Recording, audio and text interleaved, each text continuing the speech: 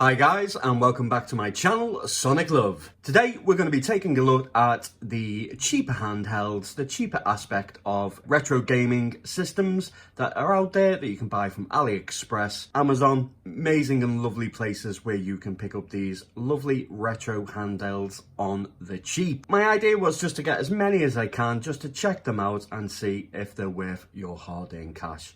Today's video is going to be all about the Q1, as it is called. It is a Nintendo NES system, so nothing too special. It doesn't have a multitude of different cores that you can play different systems, but it does play NES solely in a very, very small form factor. So this is the box. As you can see, it looks quite nice. So I'm hoping that we'll have some good performance. So in the box, there we have it. It looks very, very small. It's not very big. It's quite lightweight, in all honesty. Just leave that to the side. Inside, oh my god, we get a Pikachu keyring. That's a first, I think, for a Chinese handheld, but a nice gesture nonetheless. Okay, so it comes with a carrying case. So I'm not too sure if I'll be using it, but it's also a nice gesture. It comes with a charging cable. It is a micro USB charging.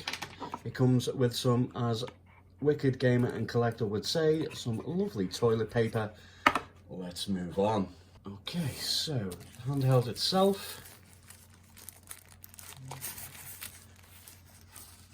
So no huge bells and whistles with this one, guys. We have a start and select button. We have, it looks like a function button. It has R, so it's probably a reset button.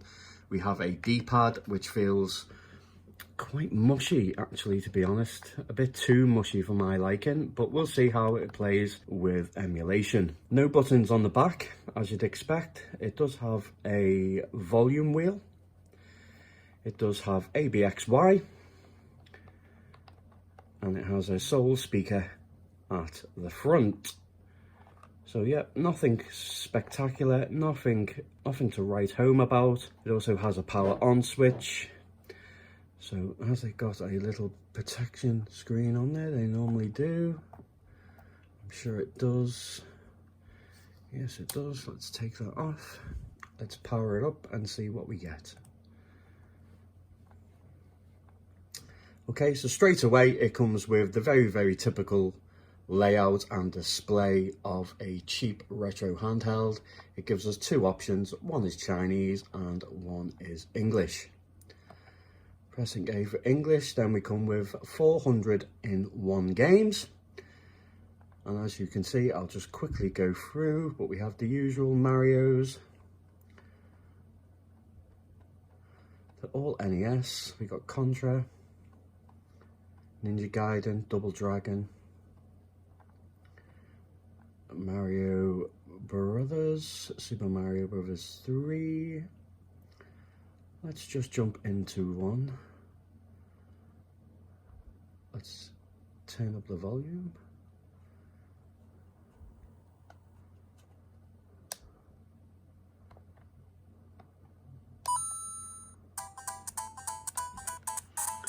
Okay, so on looking at the screen, it doesn't look too bad actually. It's not as bad as what I expected. It's not the best quality, but you can still make out very clearly.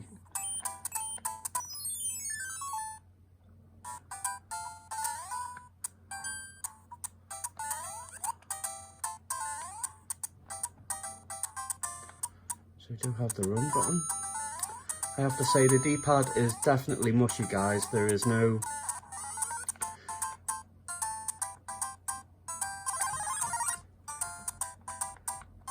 like it takes a while for it to actually go back into position. Which is just something that you'll have to get used to, so it's not too bad, but still it's not the best.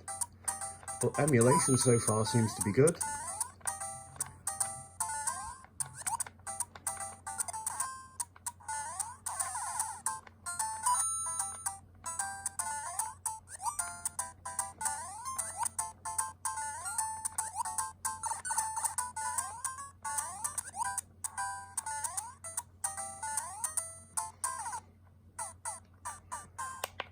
Okay, so the reset button takes you right back to the start. Back to English.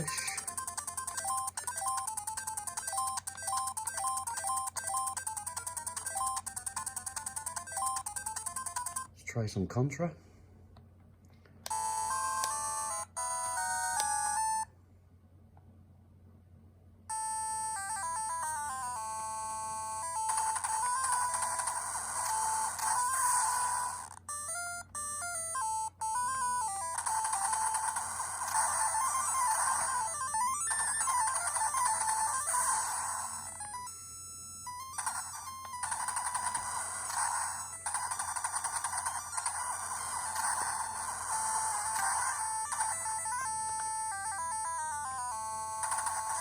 Sound is actually not too bad.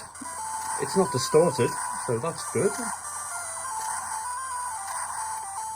The handheld itself comes in round about roughly, I think it was $9, I think.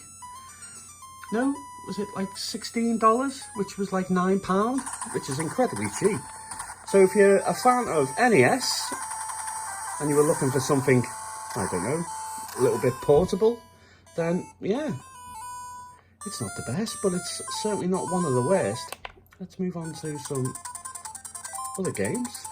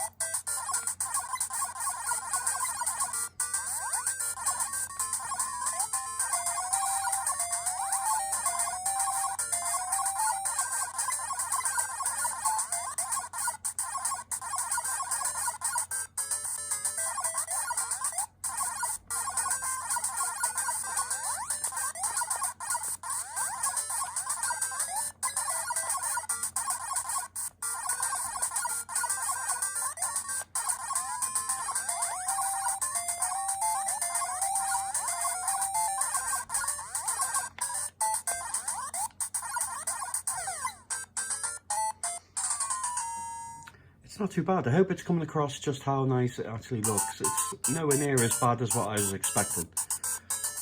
Yeah, so far, not too bad. I'd say that my only gripe about it so far would be this D-pad itself.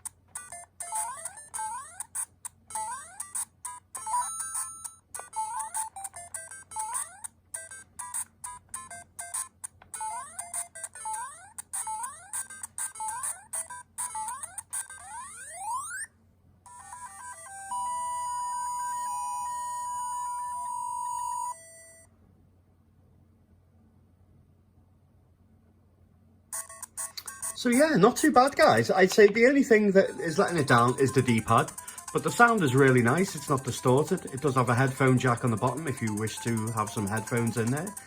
I don't think this is going to be for your pro gamer, retro gamer, but I think maybe if it's somebody who really is dedicated to NES games and really likes them, I may do a video down the line and do a tear down just to see if there's any way of adding even more games onto there, but I don't think they are. When it's so cheap, I think it'll just be implemented on the board itself. I don't even think it'll have an SD card inside. But overall, I think for the price, I think it's actually quite good. Yeah, I will leave a link in the description if you wish to pick one up yourself from AliExpress, where I got mine from. It took about 10 days to ship. It's good to be back, guys. I did take a little bit of time out, so I will be doing videos and now on back to back as always. Let me know what you think of the Q1. I think it's actually all right for the price, considering it's only like £9, which is really, really good. Love to know what you think, guys. And as always, take care.